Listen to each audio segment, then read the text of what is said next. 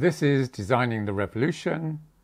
You're listening to Chapter 27, Assemblies and Ecstasy, and this is part 1. Okay, so those of you that have been listening to or watching these episodes will know that I've broken my leg, but I'm out of bed. So for the next few episodes, I'm going to be at a desk, for better or worse. So that's the first thing to say. Second thing is, I'm hoping that these episodes on assemblies are going to be a bit of a standalone thing. So I'm going to do 4 of them. And because some people might be listening to this because they want to know about assemblies, I'm going to give a little bit of background to the broad Designing the Revolution story, as you might say. So bear with me, you've been religiously listening or watching all the previous episodes. So I hope to go through fairly quickly. What I want to say, first of all, is that this sort of continuity between building up to the revolution, you know, what you do to take control of the state and then what you're going to do afterwards, it sort of makes some sort of sense, but it's more complicated than that, because particularly like with assemblies are obviously like an end in themselves. They're a good thing, making decisions in assemblies, but they're also a mechanism through which to take power and consolidate power. So they've got this sort of dual role. So it's going to be a little bit messy, which is why I'm doing four episodes, and I'm hoping that you'll listen to all 4, because I'm sort of going to be moving around a little bit, backwards and forwards. Okay, so as far as the story is concerned, I've been building up over the last few months, actually. I started off this series of episodes on Designing the Revolution with a fairly concrete proposition, which was that the neoliberal regime, for want of a better word, is going to collapse at some point in the next 5 to 15 years. Maybe before, maybe a bit after. You know, these things aren't hard science, but there's overwhelming evidence that the climate crisis, ecological stress, breakdown and what have you, is going to become system collapsing at some point in that period. And that raises, in terms of social implications and political implications, 2 possibilities: a default scenario that states and societies regress into various forms of fascism, scapegoating, militarism and such like.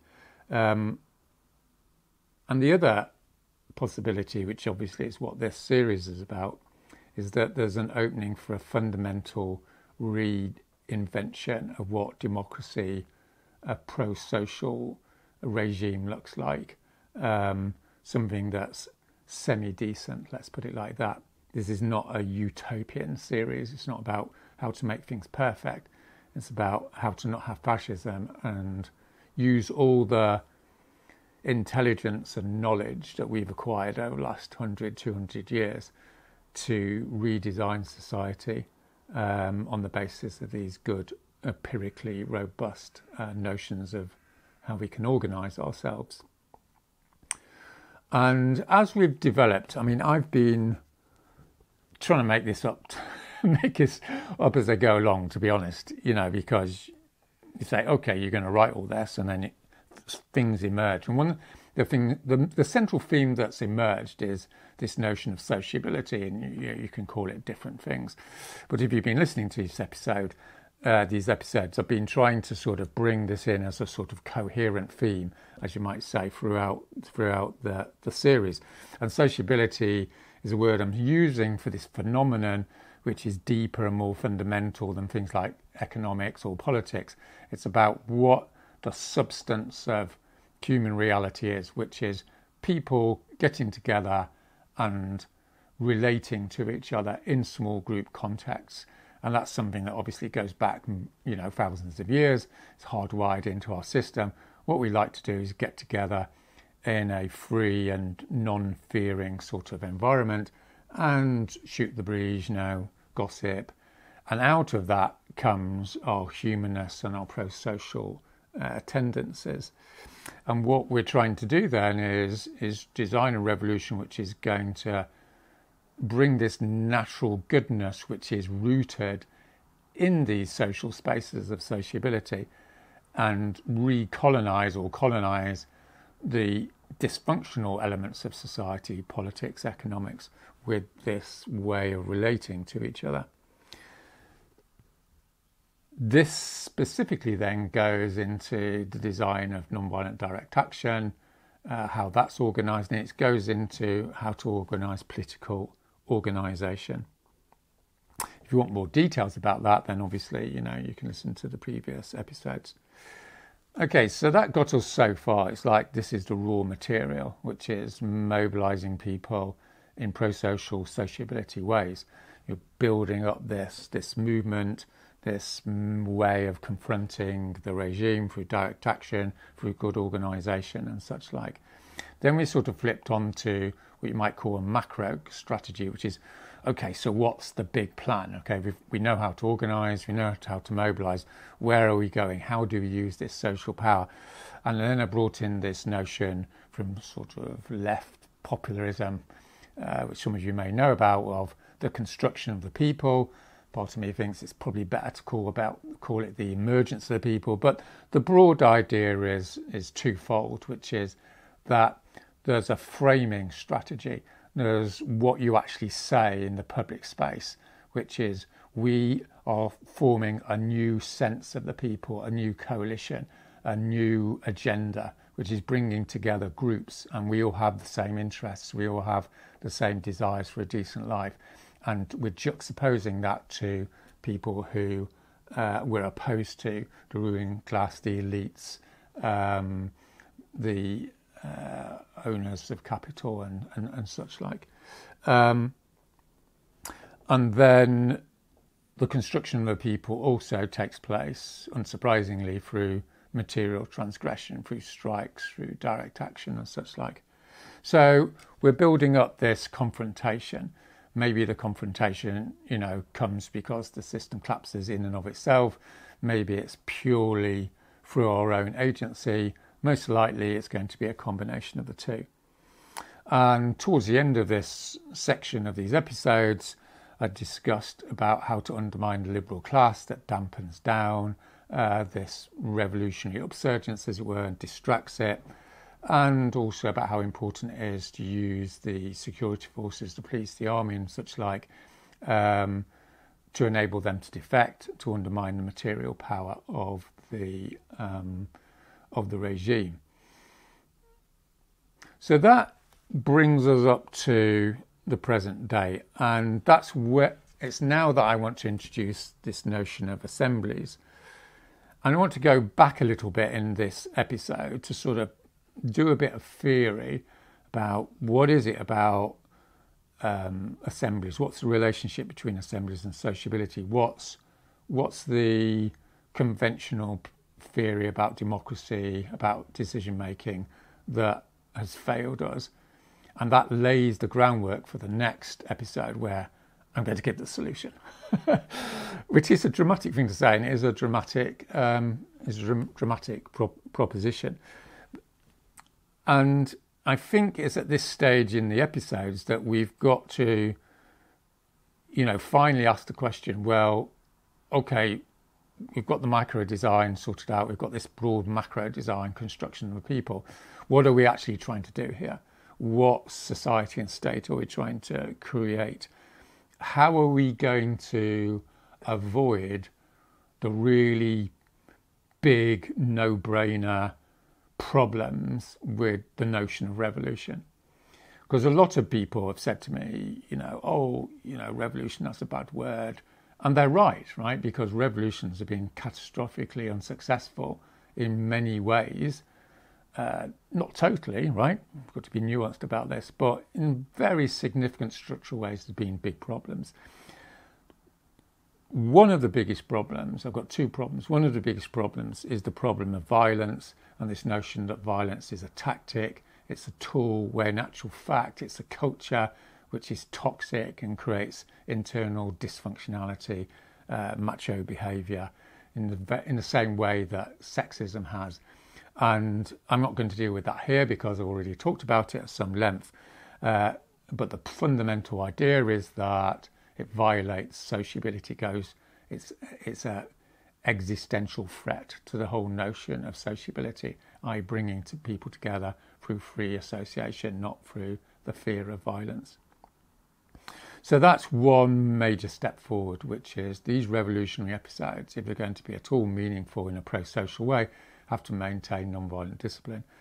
The second major problem, which is endemic in progressive and left movements the last 200 years, is this complete blindness that if you're trying to get people to do things, you're trying to get them to be sociable and socialistic and all the rest of it, and they don't want to, then what do? And there's this pretense that because you think you're right, then everyone else will see that you're right, and there's no problem, which is ridiculous. It's empirically illiterate, because the history of the last 200 years is the endless attempts by political, ideological forces to force people to do X, Y, and Z, and they don't like it, and ultimately this leads to civil wars and social disintegration and a mess, to be blunt about it.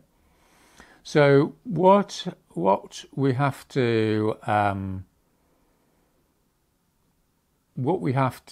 investigate is reconstructing democracy, and what we're going to go on to is doing that through this idea of assemblies. And that's what these episodes are going to be about, is responding to that extremely valid critique of the revolutionary proposition, which is all you're going to end up doing is pushing people into what they don't want to do, and they're going to rebel against you, and you're going to have civil strife and all the rest of it. All right, so let's go. I'm going to move on to democracy in a minute. I just want to re-engage with some of the deeper theory of these episodes, which is that, if you'll remember, if you've seen them, or if you haven't, this is the basic idea, is that we construct how we see the world through meaning systems, and these meaning systems are constructed and reconstructed, as it were, through the space of small groups of people, at least if it's going to be functional. Obviously, people get influenced by mass media, social media, the political class, dominating media mechanisms and creating culture and coercion. But we have this kernel, this sort of space in society, which is this life space, as it were, where people build up connections, and that's what we want to expand. And this then is a rejection of this notion from the Enlightenment that people are atomized individuals, rational, cognitive, and we have these grids of imposition, economics, politics. This is how people work. This is how the world works. And at the root of that is this notion of self-interest, the notion that you think about material cost and gain. And what we've been investigating in previous episodes is that this simply isn't empirically robust. This is not how people react. And there's an alternative theory that we put forward, which is a theory, right? It's criticisable, it's not the last word in the matter, that the fundamental nature of human existence is the desire for love, desire to give love, and desire to receive it. That we're hardwired to desire connection, and we're hardwired to receive connection. And if that gets messed up in 101 ways, then we become destructive internally or externally, individually towards other people or collectively towards other people. And that the notion of self-interest is one potential solution to this deeper need to give and receive love. So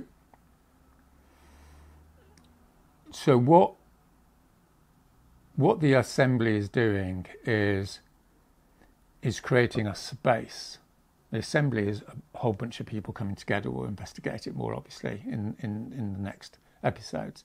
But it's a bunch of people coming together. So it's a sociability space. And it brings together the joy of that sociability. People love to be together. But there's an additional element, which is the making of decisions for a community and the co-creation of that. And this is something else that we desire, whether we realise it or not. And this is one of the reasons why I've called these episodes Assemblies and Ecstasy, because there's lots of evidence which supports this theory of human nature, which is people go into these assemblies and they come out going, that was the best time of my life, that was the best day of my life. I feel so fulfilled and connected, because people have fulfilled fundamental needs. This is not about self-interest. This is about collective self-creation. It's another answer, in other words, to this fundamental need. Sure, self-interest is important, cost and benefit analysis. We're not throwing the baby out with the bathwater, but it's arguably not the main show, and it certainly isn't the only show in town. What people desire as much, or even a lot more, most of the time, is to come together. That's why people go to the pub. It's why people socialise. It's why this is what most people like to do. So I'm going to sort of develop how all this works through this frame of sociability, the ecstasy of joint decision making and coming together. All right, so let's just hold that for a minute. There's all these different bits. So just hold that for a minute. I'm going to come back to it. So I'm going to do a quick review here about how people conventionally see democracy, how the Enlightenment, self-interested sort of logic sees democracy, and the problems of democracy, and why arguably things are not going well for democracies at the present moment. So, and then I'm going to come on to a major solution. In other words, we have got something interesting to say here. We're not going to just rehash the whole revolutionary routines of the 20th century. All right, so you can look at democracy in various different ways, obviously, but let's say democracy is defined as you're letting a lot of people, or the people, have a say. You're letting them decide what should happen. That seems a fairly basic definition. And most of the time, at least in modern democracies, the way this works is through representation. So as you all know, you vote in an election, you vote someone into Parliament, they're your representative, for better or worse, and they make decisions. So as we all know, there's major problems with this, and these problems are becoming more acute. And arguably, there's a cycle in democracy. Some of the older ideas about democracy is democracy isn't the final stage, it's just another stage, and it degenerates into demagogy and tyranny, and there's good reasons why that's the case. So let's just go through some of these no-brainer problems.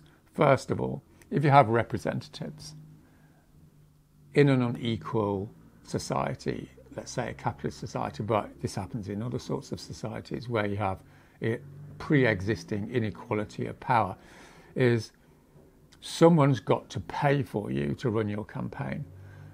You need an organisation to get into Parliament, which usually means you have to join a political party. That's a really big problem. So you don't necessarily get the people standing elections that you want. You get people that have got connections, people who've been supported by rich people. That affects what they're going to say. It means they're more likely to lie to you because they're really in the pockets of the rich. Right? This is not great. Secondly, you've got the problem that they get into power, and once they're in power, they're not accountable to you. Thank you very much. We've got your votes. I've lied to you. Now I'm going to show that I've lied to you by doing things that I said I wouldn't do. And the reason they're doing that is because they're really supported by the rich and powerful. And now you can exaggerate this, of course. It's not entirely the case, and in some social situations it's worse than other social situations. But it's reasonable, I think, to suggest that this is a major structural problem with representational democracy. And so related to this is clientism. So not only do you need money to stand in election, not only do you have the rich and powerful determining what you do when you get into power, you also have collective organisation that gets you into power, as I say, political parties. And political parties have their own interests, right? They don't just have the interests of the rich, they don't have the interests of the people, they have their own interests, which is obviously to get into power and to maintain their power as an end in itself. So you join a political party and they say, well, we need you to say this is how we want you to be, this is how we think we're going to be able to get into power. So you become a machine person. And you get this clientism situation where people will buy votes through favours. We'll get that group to support us. Now, this isn't necessarily the end of the world, but it's hardly an idealistic version of how democracy is supposed to work, because you end up with this dysfunction where the parties are just looking after themselves, not looking after the objective social interests of society, as you might say. All right, so a third problem, which is particularly a problem over the last 30 years, is you get in, let's say, you get a good left-wing party, let's say, and you've got lots of working class people in there, so you've overcome the first two problems and you get into power. But then you realise that the actual power doesn't reside within the state, because you have this neoliberal global system where if you try and do something in the interest of the people, then you have capital flight, you have an international media undermines you, you have money coming into the country to pay for people to undermine you. In the last analysis, someone will have a coup, like the CIA in Chile. In other words, you're not actually really in charge. So there isn't any real democracy, right? You vote for different administrators of the existing system. Now, again, we don't need to be ideological about this in the sense that this is always the same and always the case. In some historical periods, this isn't so much of a problem, and in other historical periods, it's a major problem, like it is at the present moment. So what does this do? Just looking at this traditional conservative or pre-modern idea of democracy is the idea that democracy just doesn't last. And the reason it doesn't last is because it corrupts itself for the mechanisms, due to the mechanisms you just talked about. And that means that people become disillusioned with democracy. What's the point of voting? And then some demagogical, populist, right, dictator-esque sort of person comes along and says, forget all this crap, vote for me. I'll deal with the rich, I'll deal with the minorities, the scapegoats, and I'll sort everything out for you. And we can see this happen, obviously, over and over again in the historical record. And it's a major problem, right? So this idea that the system does not represent us, it's a danger as well as an opportunity. It's an opportunity because that enables us to recreate a new system. But also it's a major danger, as we see with popular right forces at the present time, that people, it can lead basically into an anti-democratic, non-democratic future with all the crap that basically involves. And the extra horrors, of course, of this happening within the notion of mass migration due to the climate crisis.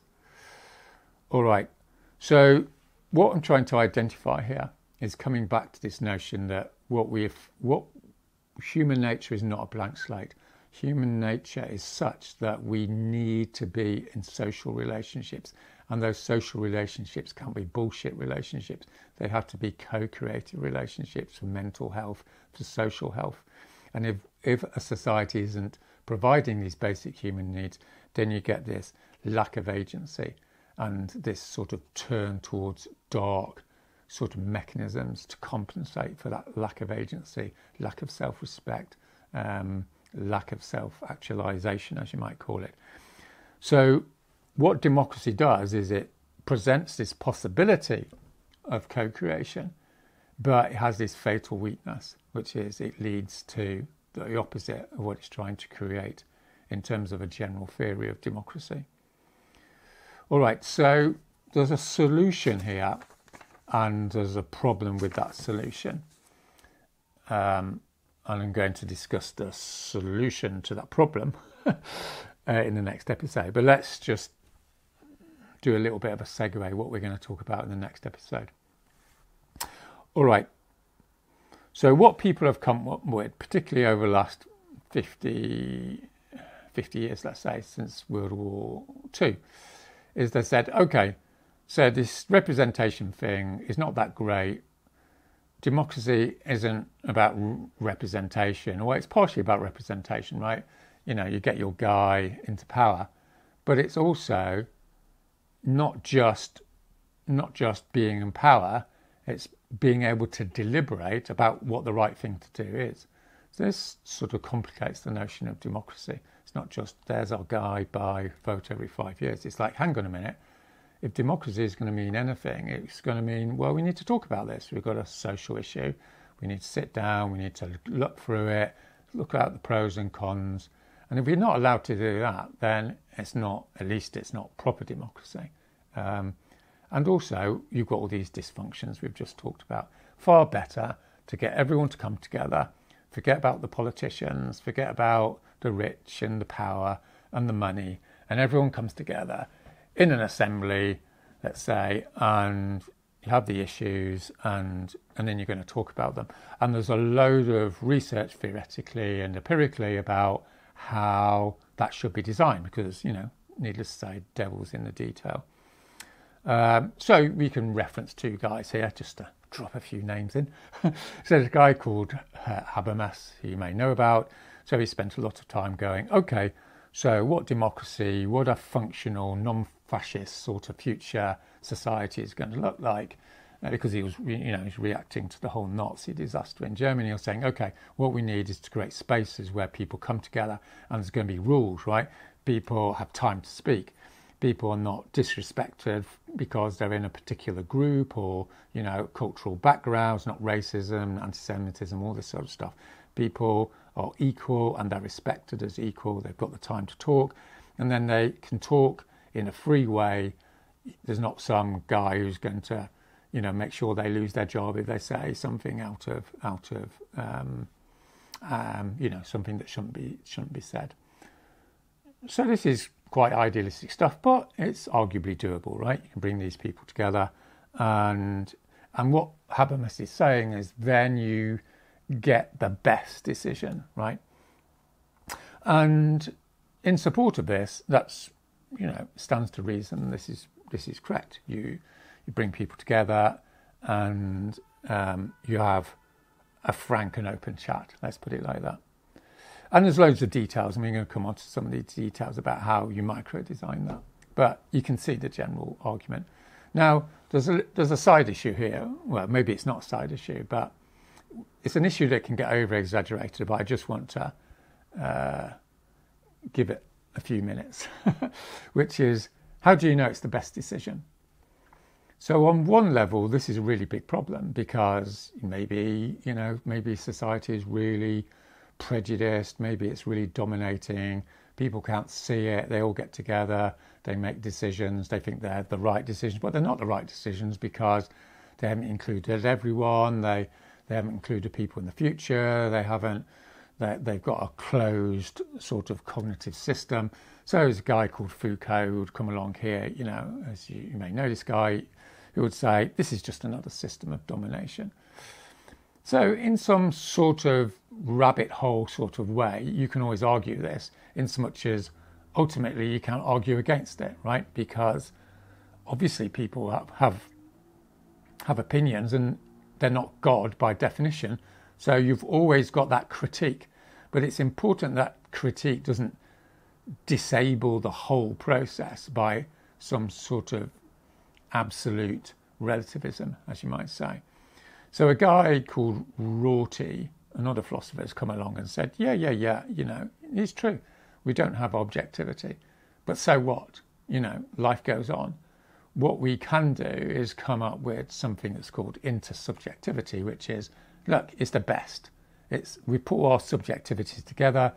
We've focused on something that's got good empirical support for actually enabling people to come to free and open and satisfying decisions.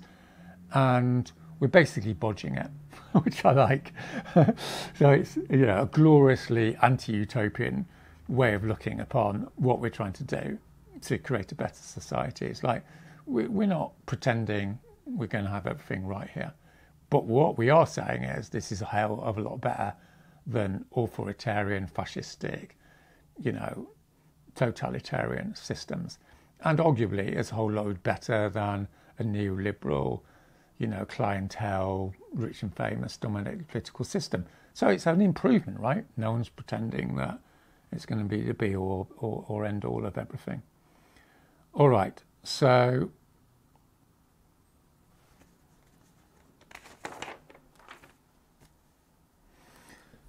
there's a problem. And this is a more significant problem than the Foucault critique problem, which is, how do you get everyone together? Right? Because people go, okay, representational democracy, it's corrupt, it's dominated by the rich, and then you get movements like Occupy, you get movements of sort of extreme radical left movements. They're going, what we need to do is get everyone together. And what happens is you get everyone together, and then it's not actually everyone, is it? It's just a selection of people, and it's a self-selection. So why are those people, number one, going to come up with a great decision? Because they're not actually representative of the whole of society. And secondly, they've self-selected themselves. So that's no good. And the problem, of course, is this time and space problem, which is, well, you're not going to get 50 million people all to sit down and start making the decisions of a complex society. And even in, it has been argued even in societies like ancient Athens, where you had democracy in some form, you had the same problem. In other words, it simply isn't possible to have direct democracy, which is deliberative, and because of the physics, right? Because of space and time. So I'm going to leave it there, because the solution to this, and this major advance in the revolutionary program, as it were, of the 21st century, its advance over the 20th century program, is going to be outlined in the next episode. And it's super exciting, dare I say it. Thanks very much.